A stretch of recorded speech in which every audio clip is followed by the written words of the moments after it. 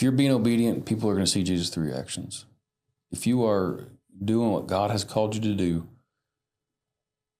people aren't going to see, Craig or TJ. They're going to see Jesus. Tulsa Talks is the podcast that is inspiring people to have everyday meaningful conversations to gain perspective and help the world.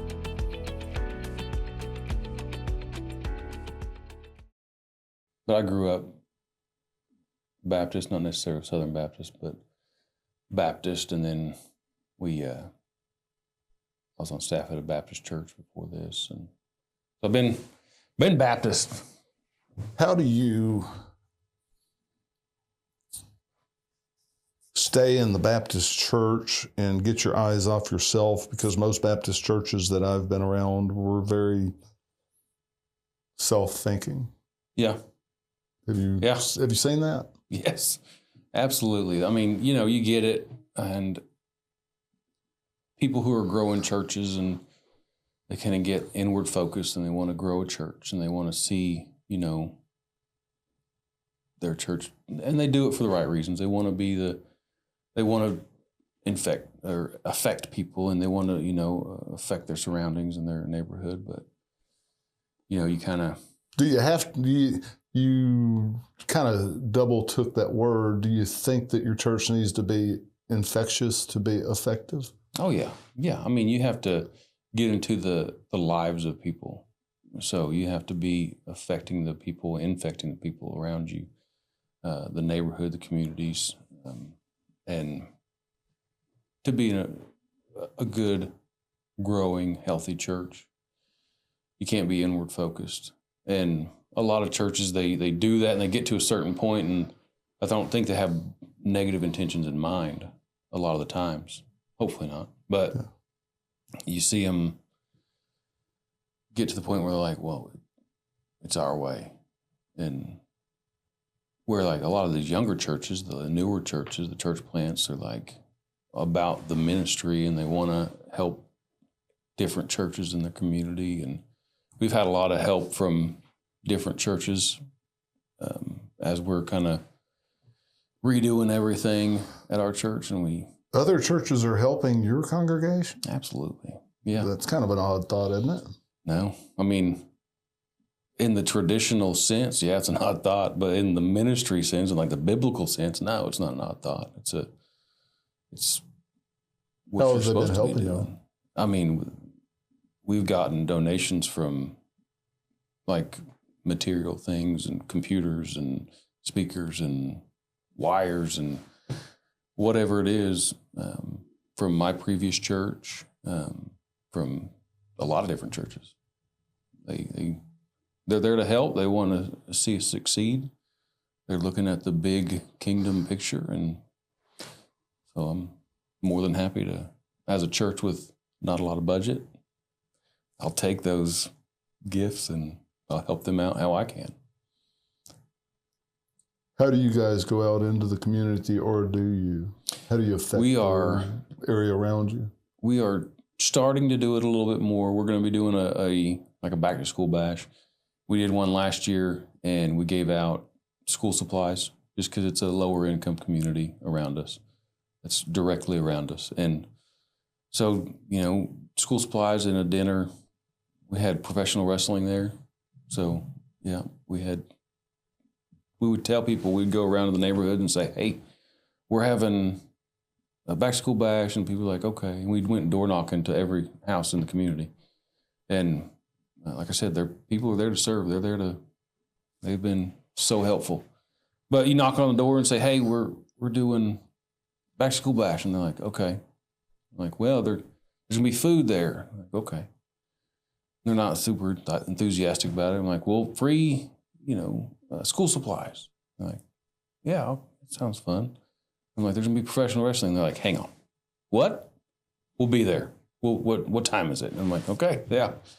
It just was something fun for the kids to do, and we're going to have it again. I don't know if we'll do professional wrestling, but we'll do something that draws the people in and gets them to come, and they get to have fun and get some. I got a bunch of donations from another just kind woman who runs a ministry downtown. I told her that, hey, I didn't even tell her. I was like, hey, I work with an African mission organization. She's like, do you need anything? I'm like, well, I mean, we take stuff over there. She's like, do you need underwear? You need socks? I'm like, yeah, that'd be great. And she brought like 4 trash bags full of socks and underwear, brand new in the bag from Walmart. And she just goes around looking for stuff on clearance, and she finds it, she buys it up and brings it to people. Do you remember the name of that ministry? It was In His Overflow Ministry. It's just her, and she gets stuff, and she goes down to downtown, just hands out stuff out to the homeless population there, and just helps out wherever she can. Yeah, there are a lot of homeless people down there and scattered throughout Tulsa.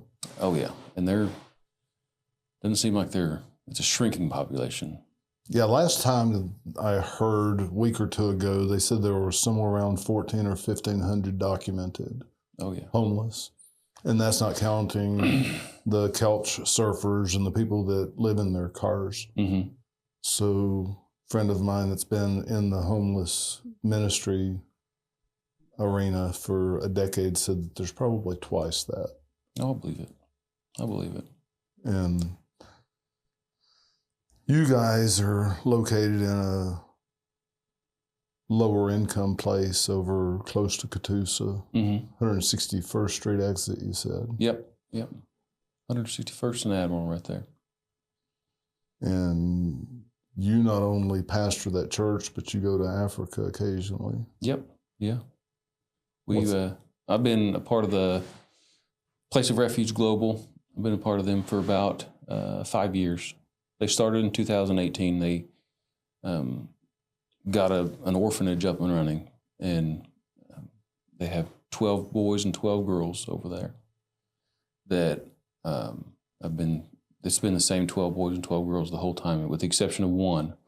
And we didn't like it because we, kind of fell in love with this child, and we're like, we don't want her to leave. But her mom got into a position where she could take care of her. She finished school, and she was living with she got married and was living with a guy with a good job. And I'm like, okay, well, since, it is a good situation, then you'd kind of want that for the child, but at the same time, you want to see that child. Yeah.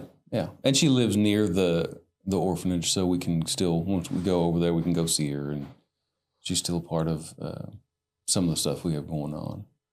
She goes to a different school now, but, it can't win them all. How many times have you been to Africa? I've been to Côte d'Ivoire, the Ivory Coast. I've been 5 times. I've been once to Ghana. So I've been over there 5 times, twice, starting in 2020. 2021, started going over there. And we go over there about once a year, and we go and do whatever needs done around the compound. And yeah, take me through a typical day when you go to Africa, please. Oh man, you wake up and it's hot. Go to sleep and it's hot. Go to sleep and it's hot. And there's two weathers, and it's hot and wet or hot and dry. And we go in June, July, and it's hot. And what are the living accommodations? So ours are pretty good. I mean, I can't complain about ours because I stay in with the organizer of the orphanage. He's a pastor, Pastor Paul, and I go stay with him, and I get to stay in his spare bedroom. Air conditioned. It's air conditioned. They have electricity. They have air conditioning. It's kind of spotty because of the infrastructure in West Africa is not. Sometimes you have electricity, sometimes you don't. Is that what it's? Yeah, it'll go out about 4 or 5 in the morning, right when you're getting that good REM sleep, and you'll hear it go off, and what's going on? But it's great. You wake up, we go, we'll have breakfast. We'll do. It just depends. Each trip is different, because if we take a nurse with us, then we're going to do medical care. If we take teachers with us, we're going to do teaching, and we're going to do VBS, Vacation Bible School.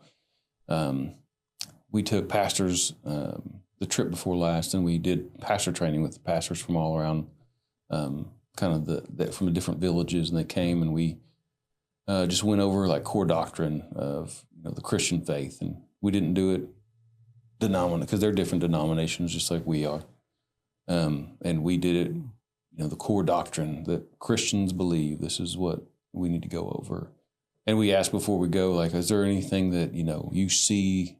We asked the Pastor Paul, and is there anything that you see that we can talk about and we can try to fix? Not like the white savior. We're here to fix stuff, but like anything. How can we add? Yeah, how can we add to it? And last time there was a lot of prosperity gospel that's big in West Africa that I didn't even realize. Yeah, so we kind of talked I've about heard that they have people raised from the dead and all kinds of interesting things over there in Africa. They've got some stuff going on. They've got You see, I saw a guy who I didn't personally see it. I saw like a video of it, and it was a guy who had a championship belt, like a wrestling championship belt, and said he died and went to hell and fought Satan and won this belt and came back. And man, that's awesome. You can look it up on YouTube. It's a very unique situation. But there's a lot of legitimate issues that come, with religion. There's a lot of voodoo and kind of incorporated into Christianity. Incorporated into everything. And, you kind of get your own spin on things. Like a Baptist church in Oklahoma is going to be different than a Baptist church in, Southern California. They're going to have hopefully they're going to have the same ideals and like core doctrine, but they're going to do things a little bit different. And it's the same over there. Like they're so influenced by the Muslim population. They're so influenced by their tribal old, since the beginning of time, religions that they've. Yeah, culture and tradition affects their culture and tradition. Yeah, very much, very much.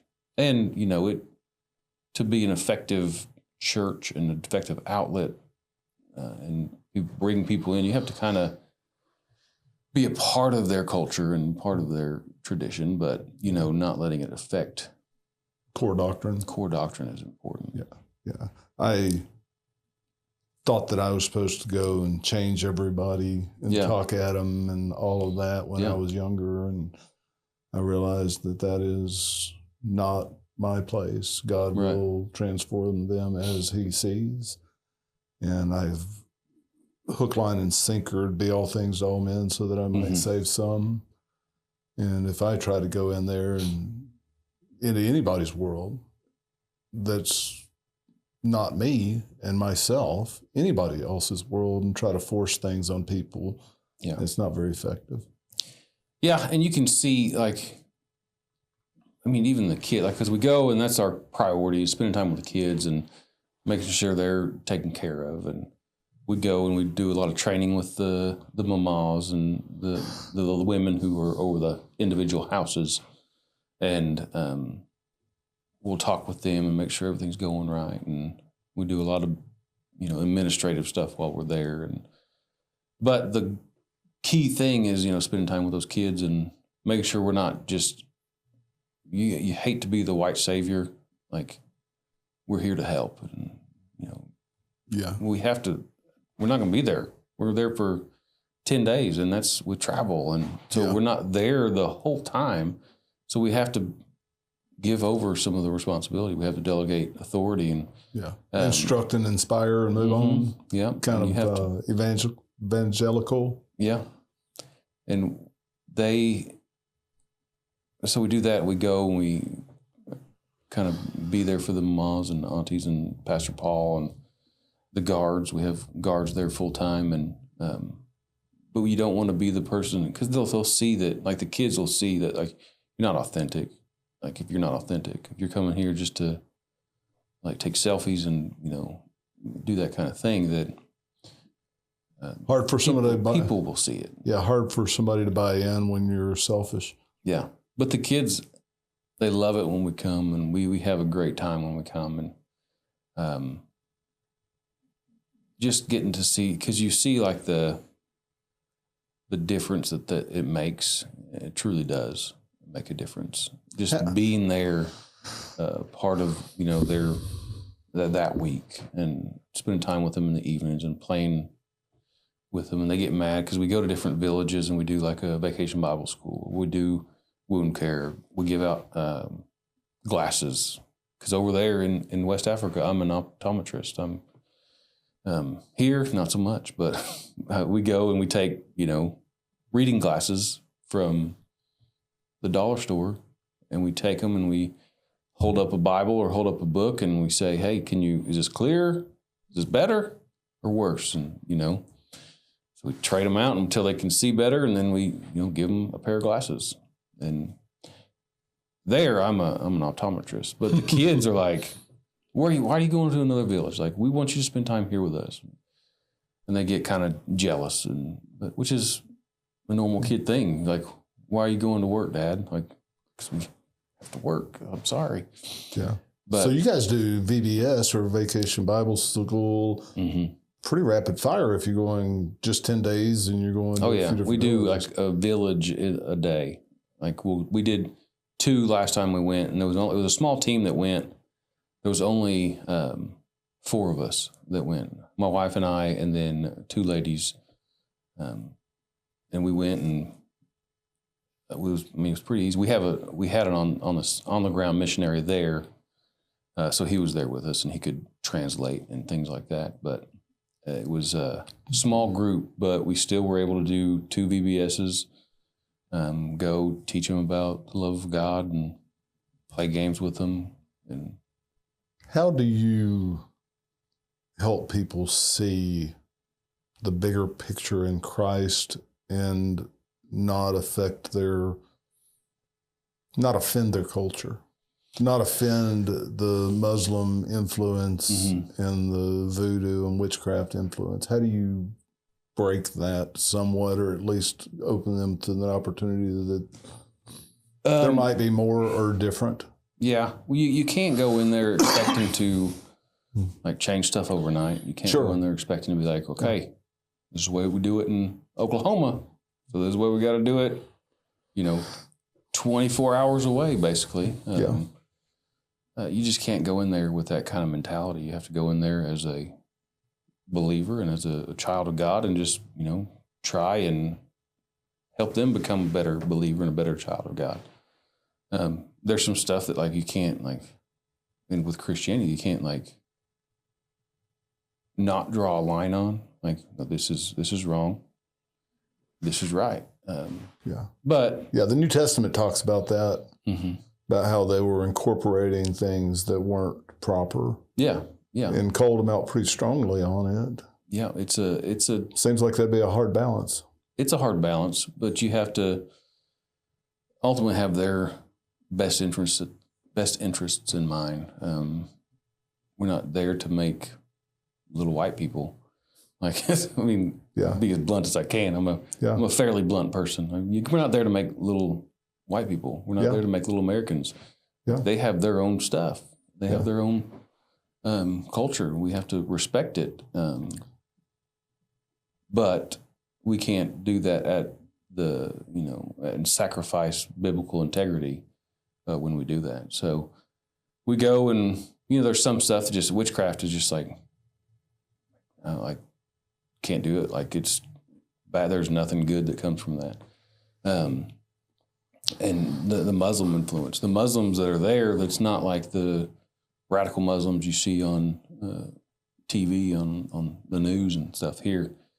They're not. They're glad we're there. They're glad that we're, you know, trying to help some of their villagers, because they're tribal first. Like, their tribes are still very important, and they speak their tribal languages. Their national language is French, but, you know, I was working on a church or a school, helping with construction there, and hands on. Oh yeah, hammer, nail, whatever. Yeah. Just, I mean, a lot of lifting, a lot of pulling, a lot of scary. There's no OSHA in Africa, so they're there's no walls. You're on the third floor of this concrete building, and you look over, and there's I mean, nothing. There's not the foot like nothing. It's just a drop to better watch where you concrete. are. Yeah. So a lot of lifting up. Like they basically made the roof, and then we tied ropes to it and pulled it up onto the, piece at a time. But I think they're 136 feet long, were like these bars, and they welded them on the ground, and we lifted them up and put them on the roof, and they welded them on there. But so helping with that, you try to communicate with somebody. He's like, no French. I'm like, I'm not speaking French. I'm speaking English. I don't know. I can't, because they speak Lobi and they speak Kalongo, and they're different tribal languages a lot. Yeah. And then like the further you get out from Abidjan is it's their economic capital. It's not their main capital, but it's right there on the coast. So it's well positioned. And Port city? Yeah. I mean, it's one of the top 10 poorest countries in the world. Is it a port city? Oh, it's a port city. Yes, it's a port city. They've got a bunch of shipyards, and that's where the big airport is. That's where we fly into. So it's a lot of the problem that comes with in the poor sections and poor tribal villages. If anybody gets an education, they go to Abidjan. You do school, and you do school well, and you get good marks, and like, okay, I'm going to go find a good job in Abidjan. And they kind of lose all of their good, hardworking people to the big city. And the tribes and the villages are affected by that. And that's kind of where we have an orphanage. We started in 2018. We were able to begin a foster care program, the first foster care program in the country. There's not a state-funded foster care. It's, somebody will take care of it in the village.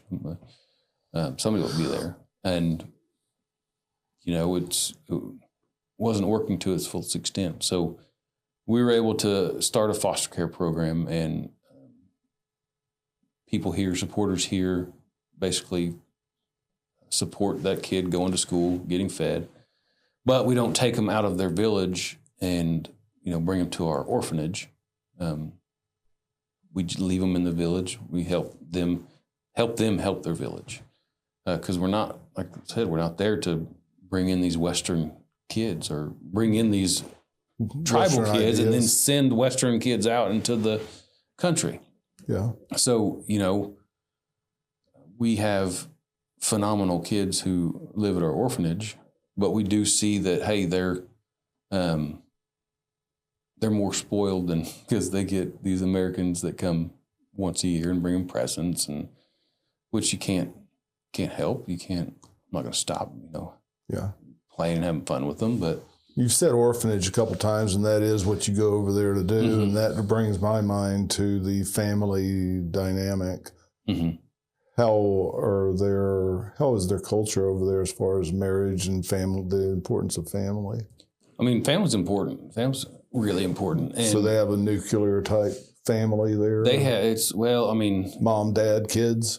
Yeah, but it extends to aunts and grandparents, and you don't see the traditional, before the nuclearization of the family, where you have mom, dad, kids in a house, and it used to be, if you look at history, it was all grandparents in the house, aunts and uncles in the house. You just build on an extra cousins room. And whatever. Yep. You just build on more rooms and kind of people to help with all the stuff. And that's kind of how it is there, where there's people, Multi-generational and expanded family. Mm-hmm. You're like, oh, this is a kid just staying with us. And they're very, their tribes are important. Their villages are important. They still have chiefs, and, the chief's still the one who calls the shots. And he'll be like, hey, somebody needs to take this kid in. His parents are gone and they're in the bush for months at a time to work. You got to take this kid in, help him out. So the family dynamic it's different, but it's super strong. Like they're there for each other. And the orphans that we have, it's kind of a last resort. There are in West Africa, like if you're an orphan, it's not necessarily like both parents are deceased. It can be like, hey, one parent's deceased, but the other parent can't take care of us. Don't have the resources. Or they're going to be, they have the ability to work, but like they're going to be out in the bush at the cocoa farms and doing these things, so they're not going to be able to take care of you. They could take care of you financially, but they're not going to be there for you. Mm-hmm. So they give up basically.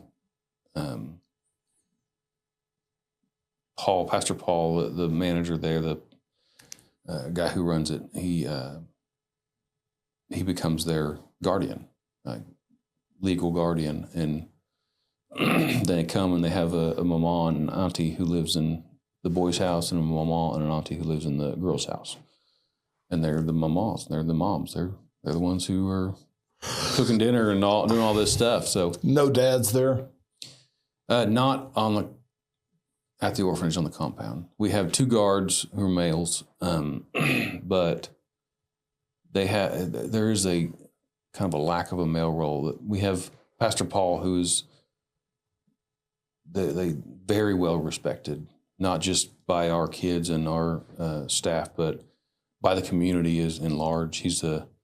We're connected. We're our sister organization's 1040i, and they have a school there, and it's one of the best schools in Africa. And the leader, the guy who runs 1040i, their leader, he's been in West Africa since the 80s, I think. He's been over there. He's been doing it, and he lives in Norman. But he spent a lot of his childhood over there, and he kind of grew up with these people, and he's been a part of their culture for a long time. And Pastor Paul is actually on his board for the school, and so they have a K through 12 school that. When you look at the statistics, it's just hands down like their pass rate and their advancement rate for the kids who they take these tests. Say like in the 8th grade, like, well, you have to take this test and you have to pass it, or you're not going to high school. Mm-hmm. And then you'll get another shot. If you don't pass, you're going to go be a farmer. And, oh wow! Yeah, I mean, so the school's done for you. There's no, here we have no child left behind, but they're like, if you're not going to perform, go out and do something different. And they have multiple chances. I'm not sure how many chances they get, but they have opportunities to take the test. And then if you don't pass, you don't pass. The school that we have there, though, has been 100% since, I think, 2018 or something like that. It's been, everybody passes, everybody moves on, which is amazing. And it's an amazing opportunity that we get to send our kids to and let them go and be educated and go try and make a difference for their country. What is the goal for these children coming out of the orphanage? How are they equipped? What are they? I mean, I know everybody, you have your role, I have my role in this world. Everybody has a different role, but in general, what is the vision that's cast for these children? So our goal as an organization is to change the trajectory of people and families in West Africa.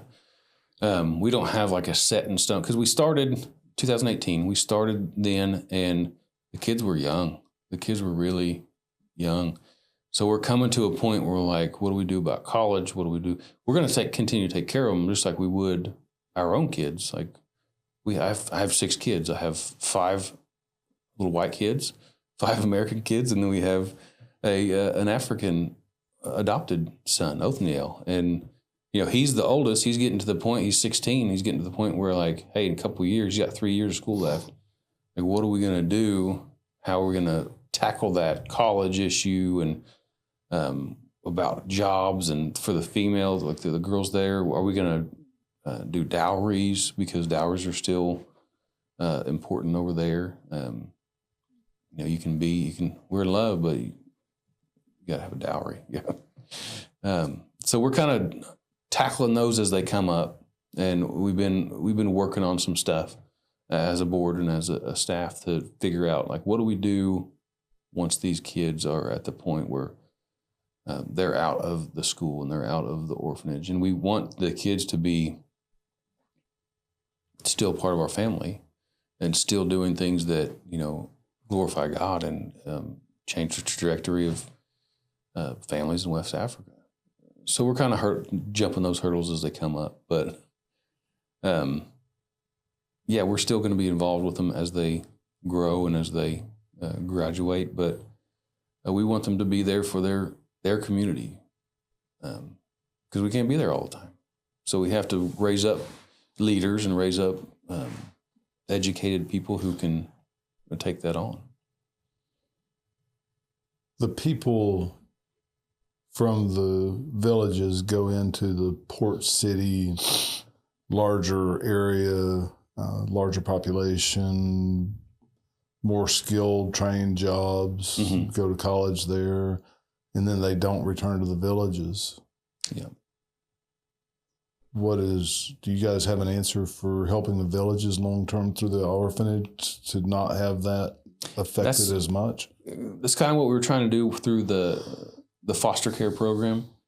Instead of bringing kids like all to the orphanage and helping, like, we leave them in place. We find a safe space for them to live, and we let them. One, it helps, basically. We give money we don't give money, we give food, and we give resources. Whatever. We give them giant 100-pound bags of rice, and we help them out where they're at, so they're not dependent on, we will send our kid to the orphanage for, the school year, and they come back. We're trying to keep them involved and right there in their community, so that they don't just hightail it out of there.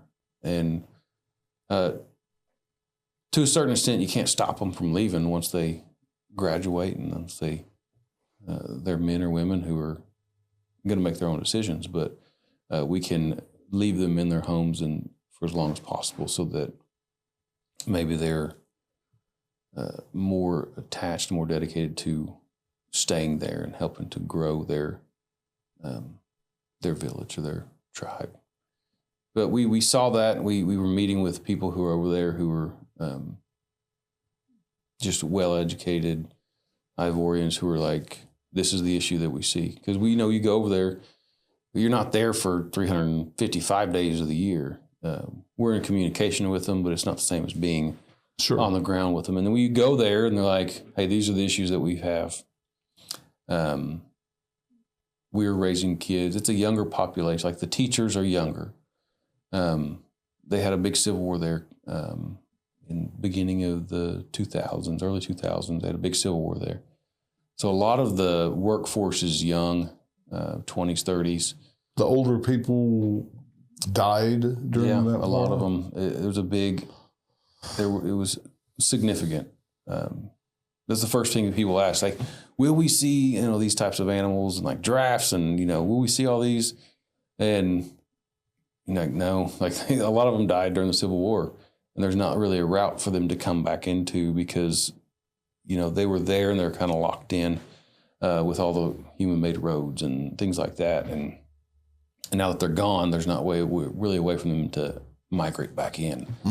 But it's the same thing with, the adults. The adults it's a younger, like, the teachers are young. Most of the workforce is young. And young's not always a bad thing, but they have to be equipped to take on those roles, even if they're young. And that's what we're trying to do. We're trying to get people educated and there to take on those roles. What is your background? What did you do before you became a pastor and you started doing mission work in Africa? I've done it all. Start as a child. Tell me what you did as a child. As a child, I tore up the mean streets of Sapulpa. Main streets of Sapulpa. I was a wild kid. yeah, when people hear that, it was tough going to be a minister in Sapulpa, because I'm like, these people know me. Like, I could go somewhere else and, they probably wouldn't know all the things I've done. And not like crazy. I never. No, but Jesus' family did not accept him as who Jesus knew himself to be. Yeah. And they provoked him a few times. Why don't you go over here? And Jesus is like, yeah, it's not time. And if you're really that, then why don't you do this? Right. They knew him. They knew that he probably worked as a child. He's probably a little bit of fun, whatever, when he was a child. And, just prophet's not accepted in his own land. Yeah, that's the issue. But really, we didn't. There were no issues that, and maybe they didn't tell me. Like, we're not going to.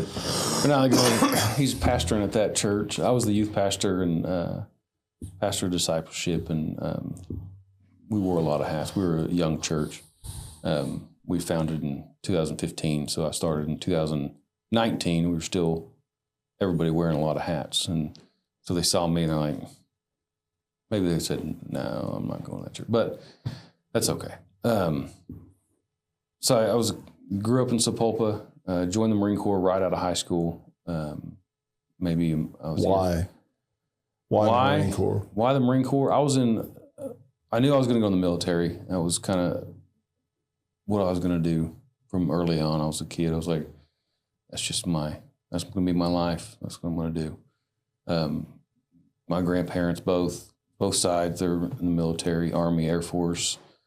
I had Marine Corps, uncles and cousins, and every male in my family was, associated with the military. They went to some branch of the military. And then a lot of them got out and they were firefighters, and they were all firefighters in Tulsa. And I was like, okay, that's what I'll do. I'll join the Marine Corps as a crash fire rescue, and I'll be a firefighter for the Marine Corps.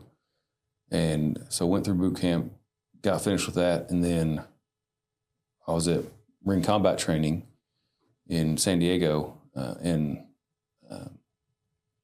they called out my name. They're like, aviation ordnance. And I'm like, that's not what I signed up for. I'm like, well, what are you going to do? Sorry, you're aviation ordnance. So that's what I did. I was aviation ordnance. So I worked on all the weapon systems for the aircrafts and built bombs and assembled rockets and all that stuff for about 9.5 years. Got really proficient with working on the gun systems and working on the launchers and the bomb racks and those things. And where were you stationed? I was stationed in San Diego I was there for about 4.5 years. I got married about 2 years into my first duty station, so I brought my wife along with me. And then we moved to Texas, and we were at there's a Joint Reserve Base in Fort Worth, and we were there kind of training reservists and supporting a squadron there. And then I went from Texas to Iwakuni, Japan, and I lived in Iwakuni, Japan for 3 years. So my wife, me, and my two oldest sons were there with us. So they got to experience, Japan as kids. So it was pretty fun. We really enjoyed our time. While you were in Japan, you were on a military base. Mm-hmm. How much time did you go into Japan and be in that culture? Oh, all the time. Yeah, we'd go out and explore and drive around, and there's a lot of history in Japan. I'm a huge history guy, so go through the museums and go to the different castles, and we were in Iwakuni, and they have these cool bridges that are wooden, and they kind of span this Nishiki River, and then up on the hill you can see this old castle, and you can climb up to it and go look at the castle. And the wood bridges, were they drive or were they riding bicycles across? No, they're tiered, so it's a really neat.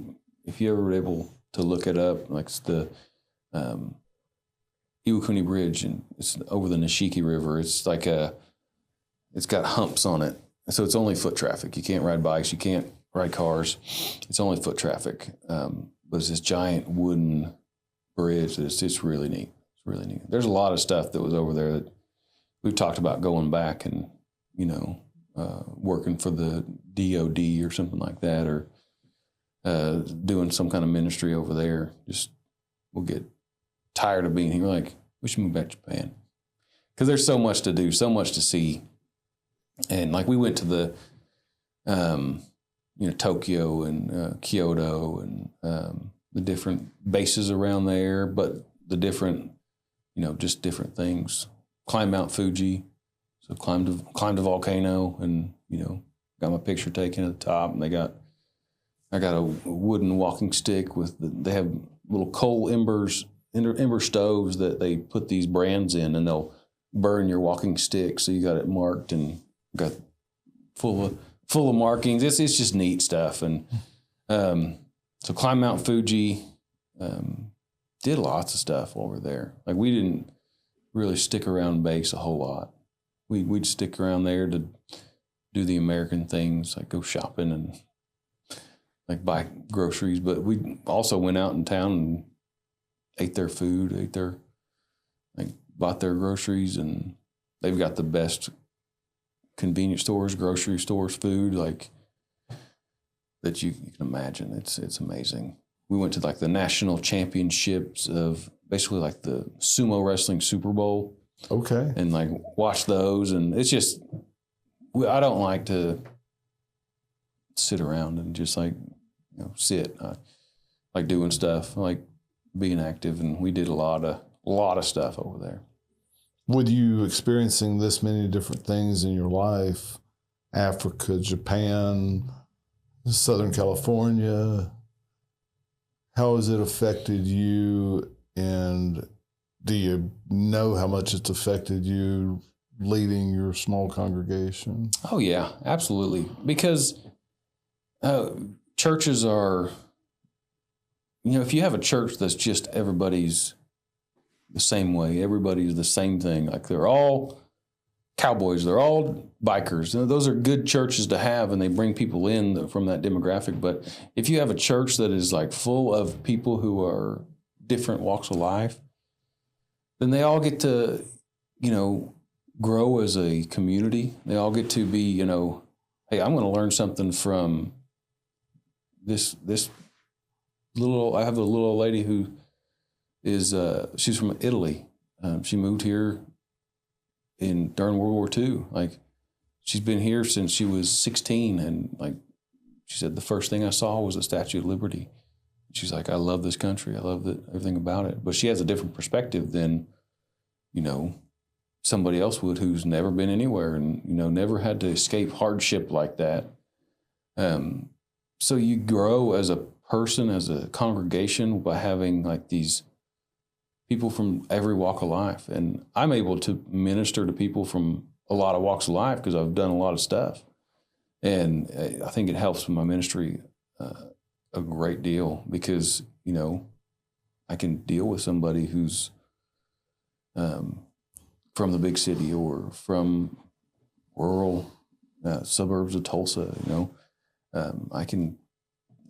I'm able to minister to people more effectively because of the life I've lived. And I think God's given me that opportunity just to been everywhere I can hold a conversation with somebody about just about everything. I don't like not knowing something, so I do a lot of YouTubing and Googling and now ChatGPT, and figure stuff out, and I can talk with people about it, and I can help minister to people on that topic.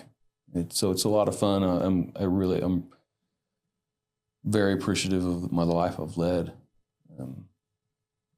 It's been a blast, and I get to minister to people in every walk of life. I don't know that we've talked about it on this recording, but what is your focus? What is your church's focus? What is your style of teaching? Everybody has a message to receive. Joel Osteen has, your latter days are going to be better than your former days, kind of a message. And kind of hyping up prosperity. And then there's this, just many different flavors across Christianity that people attach themselves to the leader in that movement. Yeah.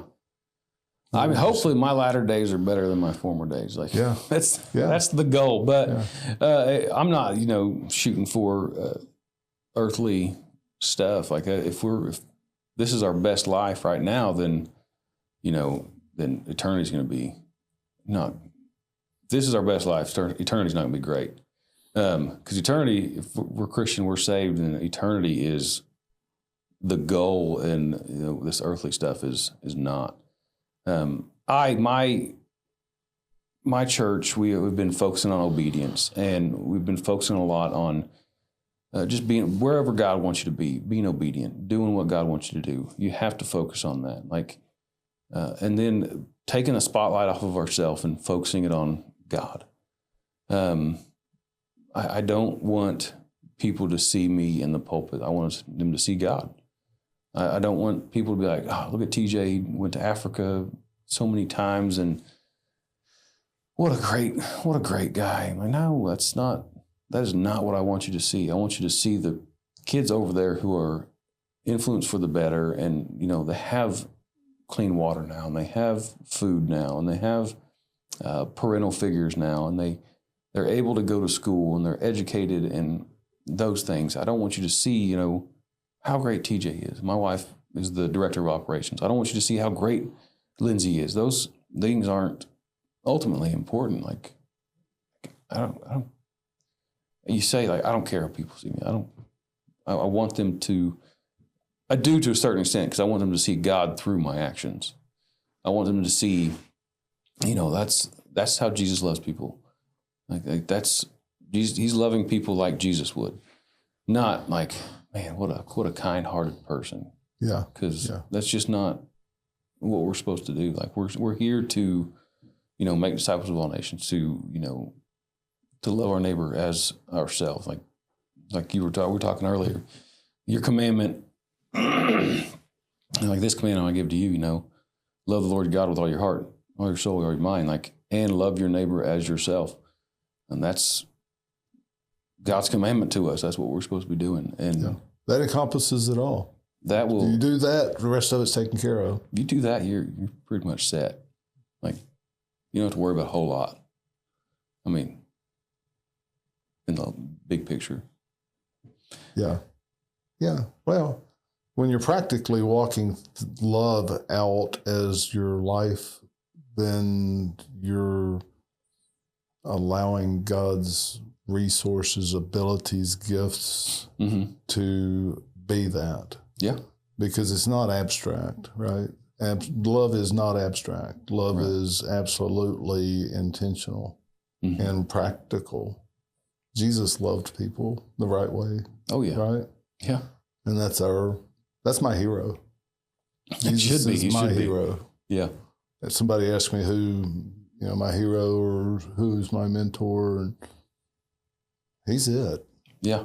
Not that he doesn't put other people in my life that can speak into my life and help me guide my walk out better, but my ultimate figure is him.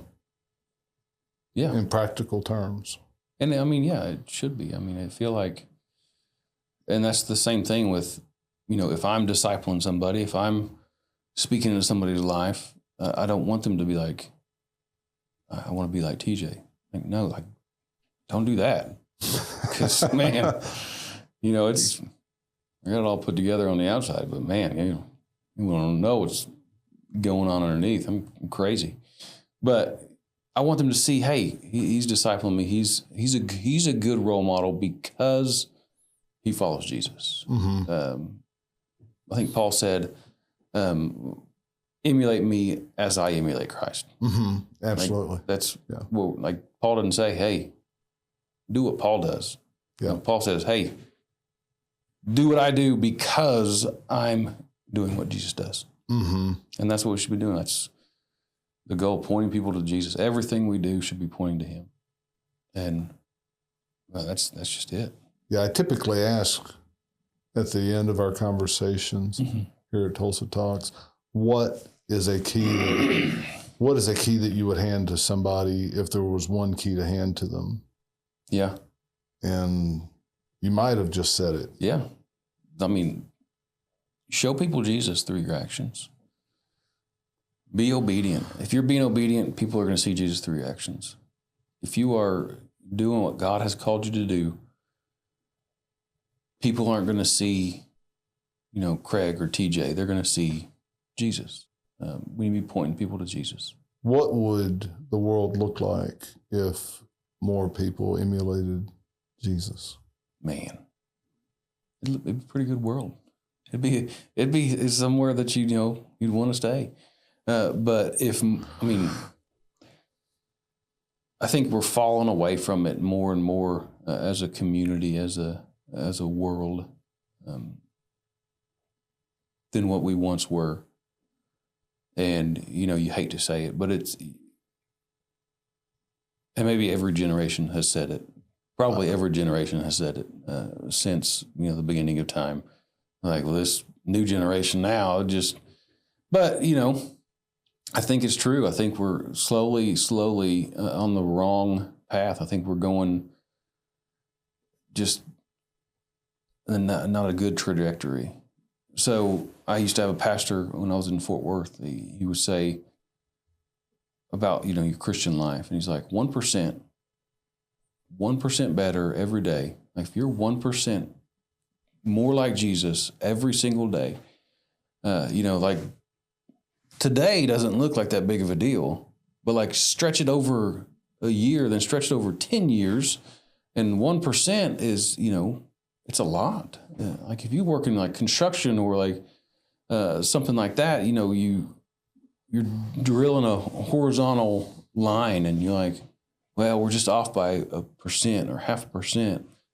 It's not that big of a deal. Well, it is at 300 feet, a big deal because you're going to miss your target. By feet. By feet. Like it's not going to work. Just 1%, but I think that if we as a country and as a world start going the other way, just 1% better a day or 1% better per life, then, we're going to be doing a lot better as a country and as a world.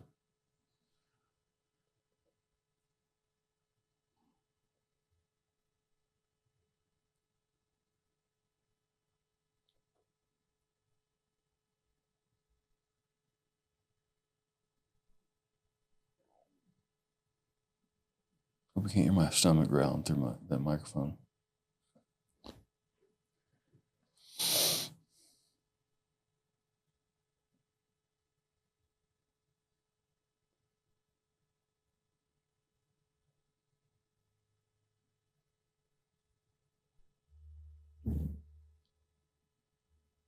Thanks for coming today, TJ. Hey, you're welcome. You're welcome. Anytime. We are here to help you discover or develop your passions, how you can use them, and why you exist. How can we help you help others better?